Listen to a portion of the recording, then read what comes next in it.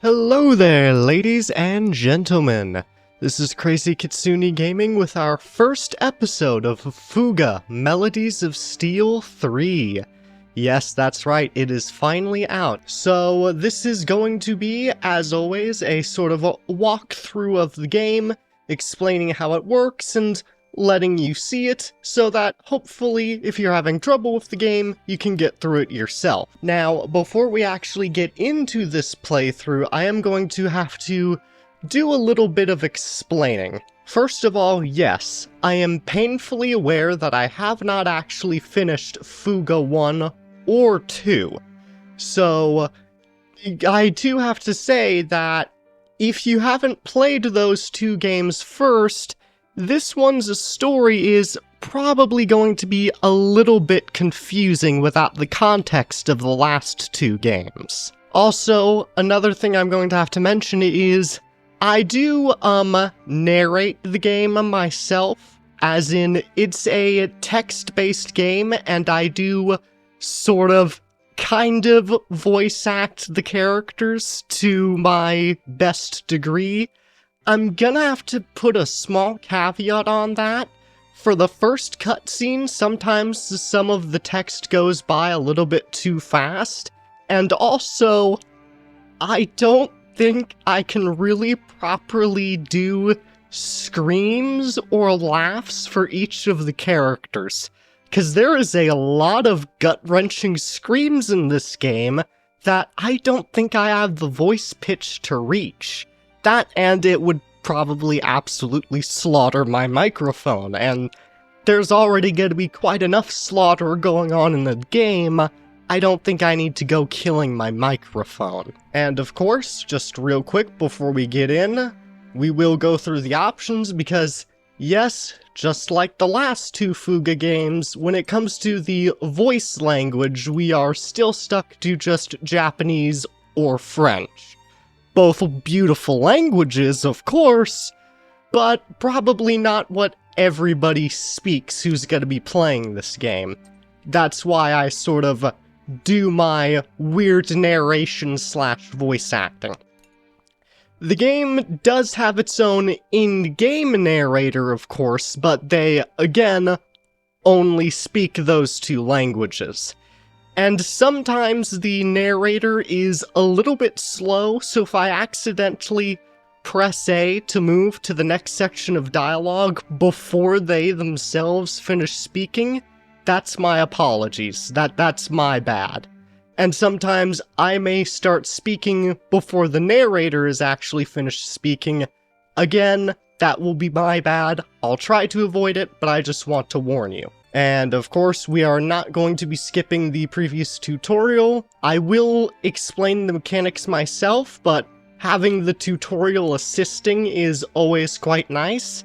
And believe me, even if you've played the first two Fuga games, again, I massively recommend doing that before getting into this one. You probably want to leave the tutorial on, because there's quite a few new mechanics to keep track of. So, without much further ado, I didn't really make a change. You didn't. No, don't save them. I'm fine.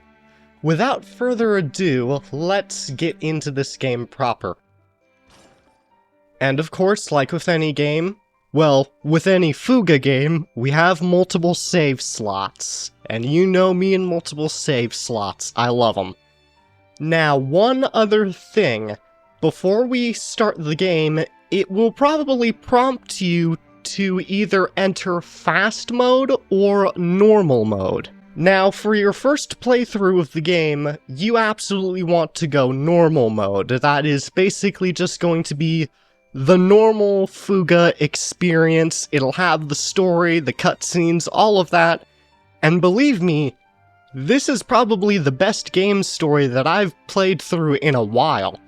In fact, it may be the best game story I've played, period. And this is coming from someone who's played a bit of Final Fantasy and Halo games, so those are some very high bars to reach. So having the story is, gonna be very important. If you were to switch to fast mode, however, it would actually skip the story and cutscenes. Now, if you've played the game a million times, and believe me, I'm sure I and many other people will get to that point eventually, then yeah, fast mode can be quite nice because it'll essentially what it does is skip those cutscenes and other long bits that don't have much to do with gameplay. Although, to be honest, I kind of like the story so much, and it also means that it skips a lot of the cutscene illustrations and stuff like that, and I honestly think most of the cutscenes in this game look really, really cool. So I'm not sure I'll even use fast mode in the future, but we're just going to be going with normal mode. That is what you're going to want to go with to actually experience the story. Okay then, so with all that said, finally without further ado, let's get this started. Oh, and also, dang it, I said without further ado, but there's one more thing. This game is actually rated T for teen. I'm not sure that, the last two Fuga games were quite that high. I think they were maybe just below it. But either way, this game has seriously earned the T for teen. It has blood, and it doesn't say blood and gore. That is usually gets its own special rating. I would say it's actually blood and gore in it, though. So, yeah, do keep that in mind. Oh, and also, there is a lot of cursing. So that is gonna be something you want to watch out for. Absolutely do not let your child anywhere near this game. In fact, you need to get a restraining order against this game so it doesn't get near your children. Just so you know. Unless you want them and are ready for them to experience a lot of the harsher things that happen in the world. If so, this game will absolutely maturize them. Maturize? Is that a word? I don't think it is. Either way, this is going to be not the friendliest game ever. So do keep that in mind. Now, finally, without much further ado, let's get into this. Alright. And then yes, as usual, like most games, when saving, a save icon will appear at the bottom right of the screen. Do not quit the game or turn off the power during this time. So yes, that will be the loading icon, the quill with the ring around it.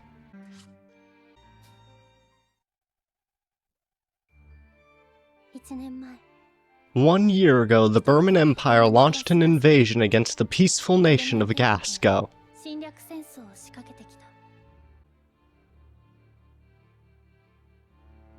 Their parents taken away during the war, the children of Gasco found a giant tank, the Taranis, and fought to reclaim their precious friends and family.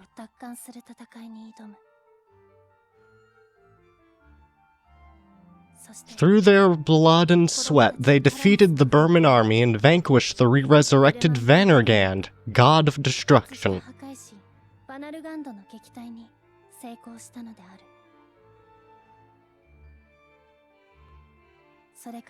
Yet a mere year later, the children of Gasco would find themselves embroiled in another conflict.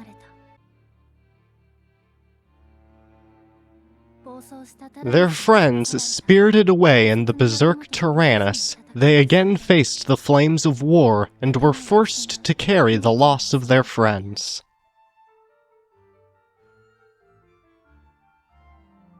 Their suffering was orchestrated by Cayenne, the man who had assassinated the president of Gasco, murdered his wife, and then disguised himself as the president.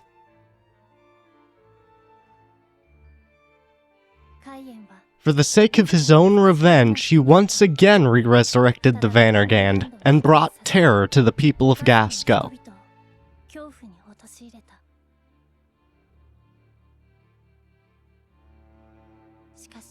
But Cayenne's coup d'etat was once again brought to an end by the Taranis and the children of Gasco.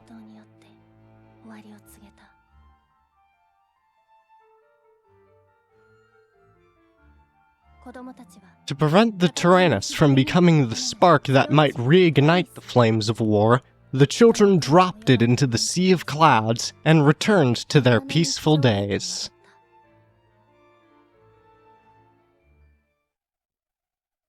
Weeks passed.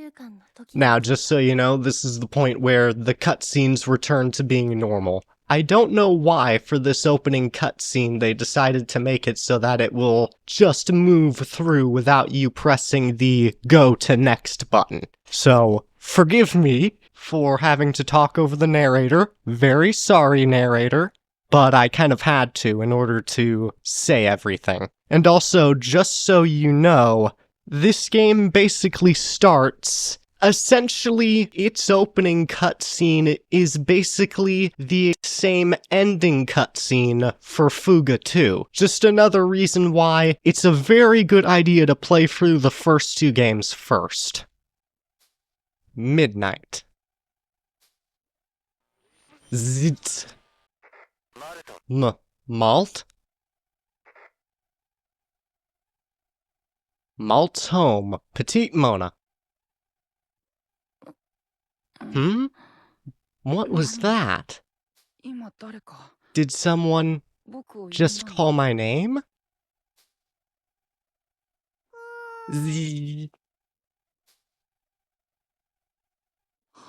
Oh, just May talking in her sleep. I probably should do a similar rule for the radio zzz sound as I do for screams and cries. I won't do the radio zzz anymore. Or the sleeping z's either. That would probably be good. Malt? Huh? What's... I wonder why I feel uneasy.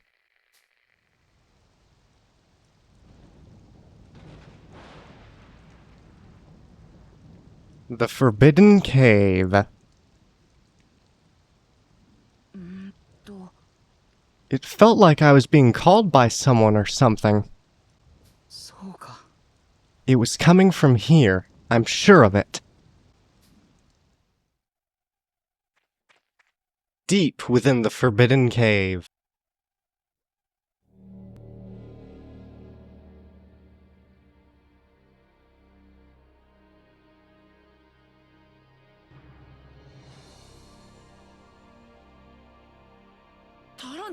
The Taranis?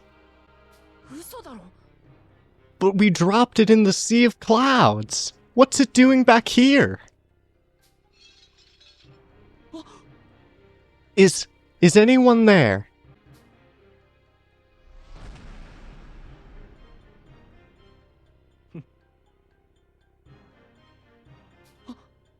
Wait, you're... You've grown up, Malt. Brother! What an honor it is to still be called that. Damn it, no! I don't have a brother! What are you even doing here? To make sure you don't have to fight anymore. What? What do you mean by... Oh no. Do it. Ignite!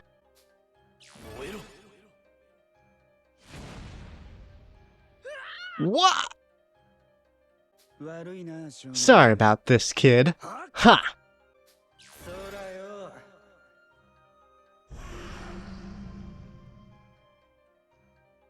What? I'm floating! I can't move my arms and legs! Not yet. Now let me hear your heart.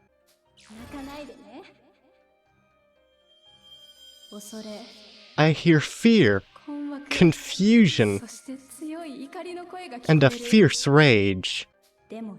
But sleep now. A voice in my head?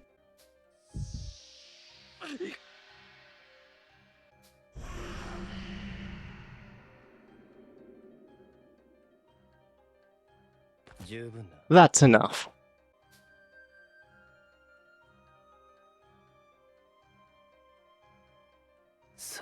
Now then, Malt. It'll be a bit of a long trip, so you can sleep.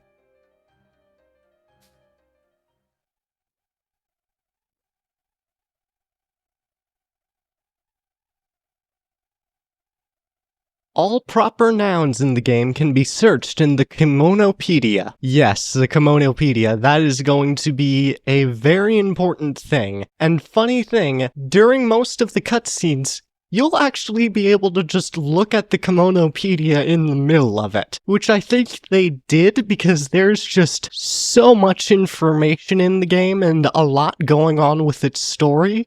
So I get why they thought, oh, you know, let's just give the player basically a 24/7 available manual. I get why they did that, because there's a lot going on. Alright then, so you can use the double window button to look at the Kimonopedia. So here you can actually look at, oh, yeah, there's so much. So yeah, the explanations henceforth can also be viewed in the library from the main menu. So then, here we can look at descriptions for every single one of the characters. Now, there is a ton of them in this game. Like, even more than both of the previous games combined, to be honest. So, I'm not quite gonna read through each and every single one of them. At least not right now, maybe at a later point, but yeah, this is going to be a very important resource that you're going to want to look at very, very often. And as you can see, yeah, there's a lot of it. Oh, and some of the characters will actually have multiple sets of descriptions. So here, like for example, the small and quiet man. The thing is this small and quiet man actually has a name, and he has his own emotions, and his own thoughts, and desires, and dreams, and things like that. But we don't really know about any of them yet, so later on, it's actually going to update the description, and there will be multiple versions of the description that you can look at. It will eventually let you use the right and left bumper to flip between each of them. So yeah, there's a lot of information to gather in this game. So that is something to be kept in mind. Basically, every few minutes, this thing is going to be updating. And as you can see, there are different sections of the Kimonopedia. So for example, here right now, at the top left, it's saying, oh, you're in the characters section. But then if we go down here to the descriptions of Gasco and the Berman Empire and the Petite Mona and Forbidden Cave, now it's saying that we're in the locations section of it. And then if you go even further down, then there's also the enemies section that describes things like the Vannergand and the Taranis and other important things. And then there's also other, for all those weird bits of information that just can't be fit anywhere else. And at any time you can press Y to choose which category you want to go to. So for example, we can hit locations and it'll take us to the top of that category. And I do mean the top because then if you go up one, it means you're in the category above it. The Kimonopedia, I hope I'm pronouncing that right. It's probably Kimonopedia if I'm being honest with myself.